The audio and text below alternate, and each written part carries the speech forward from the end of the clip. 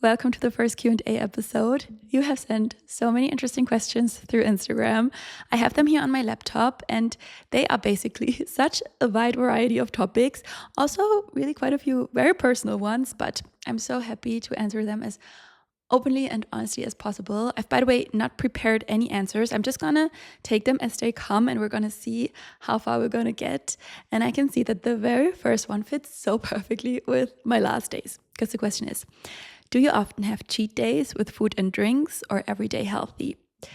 We've literally just come back from my best friend's wedding, which was such a dream. It was in Austria, so it was a winter wedding and just so beautiful, such a vibe. And I think especially winter weddings are kind of a rare thing, right? It's the first one that I've ever been to and was just really, everything was perfect, but definitely not healthy because of course, alcohol, just so much food, so much unhealthy food over the whole last days. And I actually feel like I'm still recovering a little bit from it right now and just my body's trying to get back into a normal rhythm because yes, I would definitely say most of the time I do eat really, really healthy. I try to eat as little sugar as possible. And it's so interesting to see that when I do eat then sugar and especially a lot of it, how much my body immediately craves it. Just really how addicting it is and how also when you don't eat it, how your body gets so used to it and doesn't crave it at all. So for me, eating healthy, I feel like it's actually so easy because I do cook or try to cook most of the food I eat at home by myself. And so really making sure I use good ingredients, whole foods and so on. And I feel like my body then really also craves that food and that healthy food. But then as soon as I kind of go the other way, my body just wants all the sugar and all the bad stuff. I would say where it's definitely maybe a bit more challenging is when I'm in my luteal phase, so before my period. There I would say, because it's also just completely normal, right? That you just crave a lot more food in general and just a lot more carbs also. And there I would say I sometimes maybe need to be a bit more disciplined to stick with the healthy option. And I think that's then also definitely the time where I would make more exceptions, or definitely also on vacation or when I'm eating out. That's where I have a really kind of more loose approach to it and eat more unhealthy. But I would say that's very much the 80-20 principle. So 80% of the time trying to be really healthy and disciplined, and then 20% where you really enjoy and indulge and eat and drink whatever you feel like. To me, I have to say that's really the best approach because nothing is good in extremes, right? And balance is just really the key and so important in life. And it actually brings me to another question, which I saw a little bit further down, which was about, can you talk more about your experience with eating disorder? Because I had mentioned it in a previous episode that was something I was struggling with. And especially in that regard, for me, it's been a huge realization that nothing is good in extremes, and being too obsessive and strict with yourself is just oftentimes really backfiring completely and just not healthy at all also. Because I had a time a few years ago where I was really super extreme, and it was especially in terms of being so strict with myself what I was eating. So just so focused on eating super, super clean. Again, no sugar, also being, this fear of carbs. And I was also almost vegan. So eating no meat, no dairy products. I think I was still eating fish, but it was so crazy to see how much it affected my health and my body because I was seeing it so much in things like my hair. My hair was so thin. I think it has never been that thin in my entire life. Also, my energy. I was really constantly tired, constantly hungry, of course, also. And then also so cold. I was all the time cold. And I would wake up at night with these night sweats. And just so many symptoms that my body was telling me were not okay. Also, my digestion completely off. Just really so many things. My cycle as well. I completely lost my cycle, which was really no surprise at all. And yeah, the body was just really kind of screaming that it is lacking nutrients and it's lacking food and energy. And it did take me a while to realize that and to learn that things also like skipping meals and just eating so little and being so restrictive with yourself is not healthy. And it took me a while to realize what I was doing with my body. But luckily, I was able to get out of it by myself. I think mainly because of the whole thing of not having my period, because it just made me be so scared that I'm not going to be able to have children, or that I'm ruining my body and my fertility. So that was kind of like really the turning point for me, where I then started to also learn about nutrition and health, and realize what it actually really means to be healthy, and how bad this restrictive approach that I was having, how bad it really was for myself. Next question. How do you take fish oil, omega-3, and avoid aftertaste? Which brand do you suggest? I have a brand that I really, really love, and I am not affiliated with them at all. I have nothing to do with them. I buy them myself, and I think it's such a good brand. I really love it. It's called FullWell. I can link it for you down below. I'm taking their whole kind of prenatal set. So it's all like a specific prenatal supplement. Also contains a separate omega-3 supplement. I feel like it has no fishy aftertaste, but I think what is super important is to store it in the fridge or in a very, very cool, dark place. And then I guess if it's really high quality also, so that's also just something super important to look out for, that you make sure it's a high quality one. It has no, which especially with fish is a problem, right? That it has no heavy metals or anything in it. And so from my research and experience, that's a brand I can really recommend. And in general, taking omega-3 is really one of the best things you can do for your body, especially if you're not eating fish that much or not at all. Then it's kind of like absolutely crucial to take a good omega-3 supplement. And yeah, if I find any other one, I'm definitely gonna let you know about it. But right now, that's kind of like my main recommendation. I want to start a yoga teacher training. Which one is the best to begin with? So I think it really depends on your favorite style of yoga, I would say, because obviously there's so many different directions in yoga and styles and types, and knowing what you really enjoy and also, of course, what you want to teach is really crucial. So I would definitely focus on that. My first teacher training was Ashtanga Vinyasa. So we were doing Ashtanga yoga one day, and then the next day Vinyasa. And then, change every day. But then my second teacher training, which was also a 200 training, so the 200-hour one is the one you start with. But I did two of them because it just fit so perfectly, because the first one I did in India. I can also link for you the schools where I did my trainings down below. That was called Kranti Yoga in India. And then the one after that was when I was on my semester abroad in Cape Town, and I found this yoga school and just loved it so much. And they only had a 200-hour training, so that was why I did that. Otherwise, I probably would have already moved on to the 300-hour one, which you do after that. But it was a 200-hour vinyasa training, and it actually really showed to me how it's such a difference between each training, depending on the focus, so what style of yoga, but also what kind of teacher you have, where in the world you are. Because of course, for example, in India, it was a lot more traditional compared to Cape Town, where it was so much more westernized. And being super clear on what you want to teach, what you like the most, I would use that to base your training on. So after that, 200 hours in India, then 200 hours in Cape Town, I did my 300-hour one, which was in Costa Rica. And that, I have to say, was the one I, unfortunately, from the content of the training, was the most disappointed in. And the reason was that I didn't put enough research into the content and what is the exact style that they are teaching at that school. Because I think if I would have spent a bit more time on that, I would have realized that it's not going to align with my personal style and what I want to teach, because it was very different to that. It was just, especially this big part of the training was, I think it was called adjusted yoga, which was so different to what I was practicing. And I think I also misunderstood it a little bit when I was signing up, and I was just so focused on wanting to go to Costa Rica. I somehow had put that in my mind that I want to travel there and I want to do my teacher training there.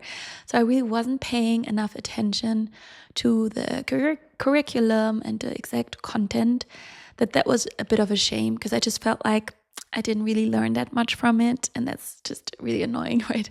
I did learn a lot, though, from all the other students, I would say, because what's really nice to see is the difference between a 200 and a 300-hour training is definitely the people, because in 200-hour trainings, I would say you have also a lot of students who are maybe not as committed or who are maybe just doing it for fun or just to try it out, which is completely fine, right? But it has become a big trend to do a teacher training. And there are just a lot of people who just want to do it for themselves and just kind of see it as an experience, which again is so fine. And I also, if that's you and you want to just do it for yourself, I would still 100% recommend it because for me it was, all of my teacher trainings were so amazing experiences, and I would always do it again. But it was interesting to see that the people in the 300-hour training were just all a lot more committed and had all been teaching already for a while. And I really feel like I was able to learn so much from everyone else, actually so much more than from the training itself. And therefore, it was really an amazing experience. And also, it's so nice the connections you make and the people you get to know and how much you also learn about yourself. And I can just really highly recommend it. And if you have more questions about teacher trainings, definitely let me know. Let me know if you want to hear a full episode about it, because I could definitely talk about it so much more. So yeah, let me know. Okay, next question is a bit related to that. What was your training process to become a health coach? So I'm a certified holistic health coach, and I did that education at a school called IIN. I think it's called Integrative Institute of Nutrition. I'm going to link it also for you down below, and all the information about the program that I did. I think you can get a free session, or like a session where you get a kind of like an intro into the program. And it was completely online, the whole thing. It was over a whole year. So you can do the whole thing in 6 months or 12 months. And I chose 12 because I just really wanted to have enough time to really dive into everything and process it and integrate it and so on. So I actually would also really recommend it because it is a lot. Even though you're doing it at home and it's online and you can do it in your own time, you actually really need to be super disciplined to stick with it and prioritize it and put it in your calendar to just keep going with it, because it just really sums up and is a lot of content. I really enjoyed it a lot, I have to say. What I also really loved was how I felt it really influenced my personal life a lot, because I was really so inspired to integrate everything that I was learning into my own life and really apply it and dive deeper into some topics, and just really felt like it had such an amazing overall effect on my life. So not just in terms of career and being able to coach people and make that part of my business, but also really learning it for myself and my own life. Next question. Advice on going full-time online as a yoga teacher. I want to quit my job, but don't make enough. Oh yeah, this is such a tricky one, because I feel like from the outside, especially with online businesses and also in terms of yoga, Pilates teachers, it can often be very glamorized from the outside and look so easy and so, also super lucrative. And I feel like oftentimes you don't really get to see how the reality looks like. I think especially if the main focus is on only teaching, it is crazy how much you do have to teach to make a living off of it, right? It's so many classes. And I have never done the only teaching full time. I've only done it on the side, next to my other jobs, next to studying, because I could also really feel how I wouldn't want to do it full time, because it's so demanding also for your body. It's so much, right? And just a lot also when you, for example, are sick, you just kind of don't earn anything, right? Because you cannot teach and you have no income, and just, really intense time-wise, energy-wise for your body. So I have always done it on the side and always done it in addition to other things. And I think my really main advice would be to build it up next to whatever it is you're doing. So using whatever spare time you have to build it up on the side is amazing. So that's what I did. I started doing my first teacher training while I was in my bachelor's degree, I think, or in my master's. No, I think I was already in my master's degree, yeah. And then from there, started to directly teach and do that, next to my studies. And then when I started working full time, I was working in different startups and companies. I always just did it, on the side in the evenings, on the weekends. And then I was starting to focus more on building my Instagram and my online presence. So I was never focused super much on teaching. I would say teaching was always kind of like a small portion of what I was doing, but I was putting a lot of time into creating content, filming classes, uploading stuff online. And I would just really dedicate all my free time to that. So especially during my last job where I was working in Berlin, that was the time where my Instagram was really starting to kind of take off or do very well. And I could feel like, okay, this could become something. Maybe I could do this full time. So I was just really putting all I had into building that, all my evenings, all my weekends, everything I had was going there, all my time. I would always create content on the weekends, film the whole weekend, and then during the week, edit it, upload it, and so on. So that really allowed me to build it up on the side and then eventually get to a place where I also had a consistent client base for my classes that I was teaching. So I was mostly teaching one-on-one classes, but again, not that many, just a few a week. I think I wasn't teaching any studio in-person classes at that time.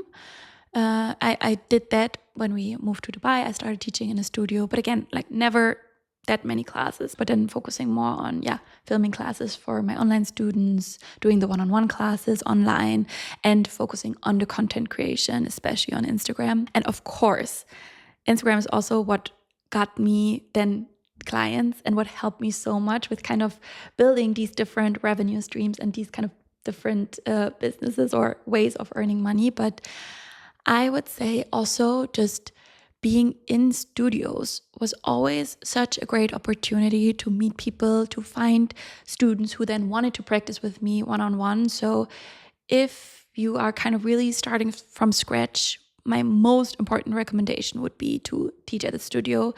Also tell the studio owners that you're more than happy to maybe then if you also do want to do that, to do one-on-one classes and to kind of really build your client base through that.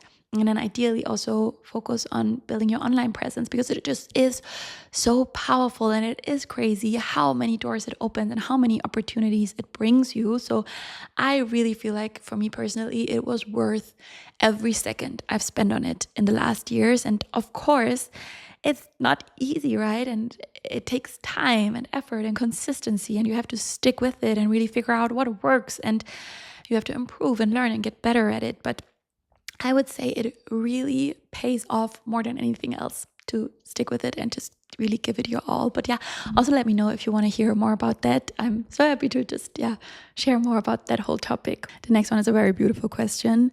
How to know if the person next to me is the right one?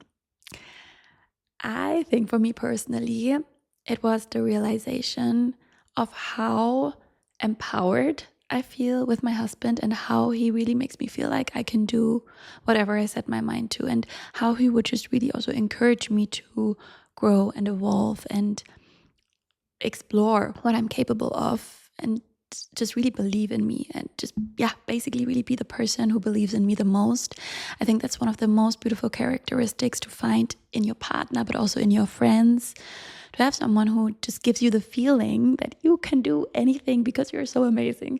And that was really from the very first moment I met him. I remember that so well, that he just really made me feel like, and he also did over the years now, I feel like he played the biggest role in helping me get to where I am now, and also really grow so crazy much mentally, let go of so many limiting beliefs. And he just always believed so much in myself that I eventually started believing in myself. And that, I think, was definitely the thing that made me realize, like, wow, I found someone so amazing. And because I do think it can be a thing that you are scared of your partner or your friend evolving and growing, because you're just scared that they will change and they will maybe outgrow you or something like that, right? But being also, I think, so secure in yourself that you know, like, whatever happens, I just want my partner to really blossom and grow and become the best that they can. I think it's so beautiful and so nice. And I don't want to make it sound like we have the perfect relationship or marriage and everything is amazing, because we definitely also do fight and have ups and downs and so on. But I think really everyone does, and that's normal. And I think as long as both are committed to being together and doing whatever it takes and whatever you can to make it work and to be there for the other person, it's gonna work. I'm so convinced of that. But yeah, it is definitely so challenging to find that person, and I am so happy I did. But I also know it is also all the years that are about to come. It is gonna require a lot of work and commitment and dedication for sure. The next question is a very attentive one. When will your big wedding be? Because I talked about, we had our civil wedding 8 months ago. I think it's exactly 8 months ago today, yeah? And we said we would really love to still do a big one, because the one we had was, just our civil wedding with only our family and our 2 best friends. I think we were in total like 16 people, so super, super small. And we would really love to just celebrate. Also not really big. We actually already made a list and we were around probably 60 people. That to me would also be just ideal. I would really love that if we can make that work. But it's definitely still going to be a while until we do it. And I also have to say, I'm actually at a point now where I'm also not really stressing so much about it. I had a time where I was really like, oh no, we have to do it soon, because if we don't do it now, we're probably never going to do it and so on. But now I'm actually like, we're going to do it at some point, and it's going to be the right time, because right now it just really is not, because for many reasons, but one of them is definitely that we have just been so crazy busy, both of us, with work, but then also with figuring out where do we live, where are we going to move next, and so on. It's been a huge topic for us, and now we first really kind of need to figure that out and just have our life be a bit more stable and know where are we also going to live and where are we going to be before we kind of decide where do we also want to do our wedding and how is it going to look like and so on. Another thing is that we really, really would love to have a child first. And of course, you have not really that much control over when exactly that is going to happen. So that's just kind of why we've put it on hold for now. I would love it to be, not too far in the future. Maybe like in 2 years from now could be nice, in the summer. That's kind of like my rough estimate right now, but let's see. I've definitely got to tell you. Talking about where we're going to live, the next question is asking, in which place did you enjoy living the most and where would you love to live? So I would say probably it really is Barcelona, and it is where we're going to move. And I'm so happy. I would say so. I also really, really, really loved Cape Town so crazy much. Oh my God, it's really my favorite place in the whole world. I think it's the most beautiful, the best food, the nicest people, the most interesting culture. Like everything there is just so nice. But it probably wouldn't be a place where I would move permanently, especially not with my husband, because he's not excited about that idea at all, especially mainly because of the security aspect. That's just so annoying that's like the biggest downside, that it's just unfortunately not as safe. I would say I personally didn't feel unsafe while I was living there. I think you just really need to be aware what you can and what you cannot do, and just kind of not do stupid things like going out alone at night or stuff like that. But overall, I didn't experience anything dangerous, luckily. I think you just really need to kind of stick to the unwritten rules, and then it's fine. But of course, it's just not that nice to live somewhere where you don't feel super, super safe all the time. I think especially, of course, also with children, that becomes even more of a priority.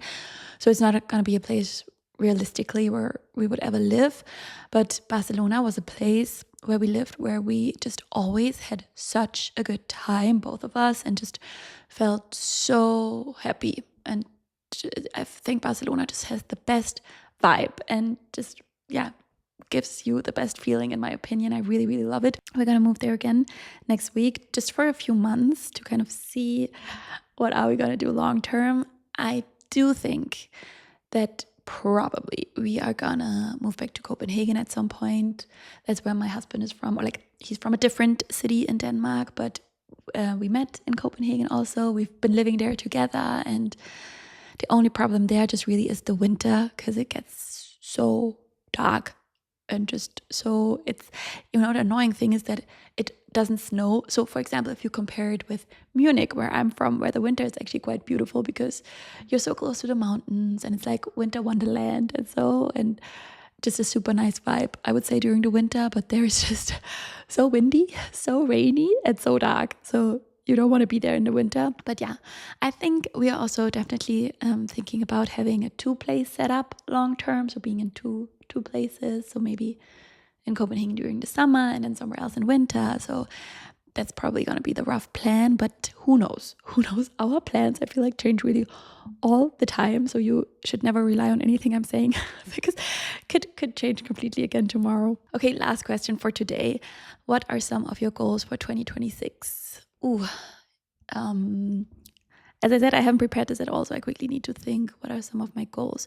I do want to do a full I have this almost like a ceremony that I do at the end of each year, where I really sit down and first of all do a big reflection on the year, and then also setting up all my different goals, being super specific and just really creating kind of a vision for myself.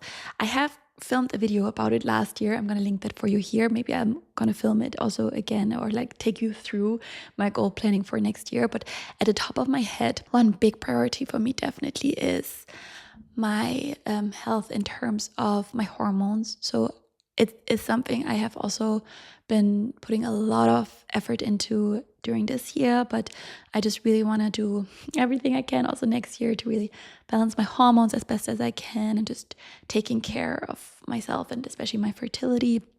That's a huge one.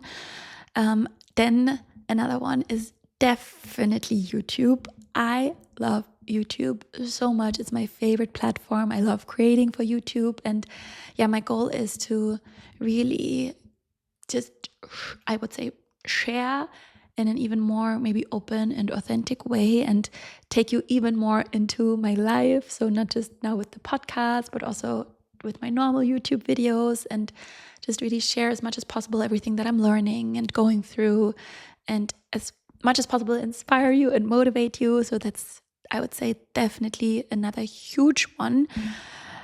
Oh yeah, actually one more thing I really also want to focus on next year is in terms of friendships and our social circle, because that's something I would say that in the last years has maybe suffered a little bit for both my husband and I, that we've just been so focused on work, and then also just been living in so many different places, right, and moving a lot, that I would say we just haven't spent nearly enough time on really also building new friendships, and yeah, spending time with building a social circle. I would love to have something like maybe a book club, for example, or just some social gathering that's like weekly or bi-weekly, and just do more stuff like that, where I come together with people that I love, or that inspire me, or that I really appreciate.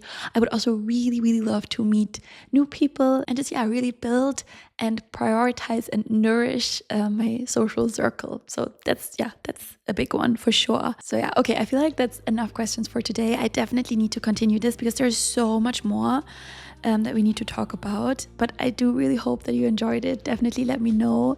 And I can't wait to see you in next week's episode. Bye bye.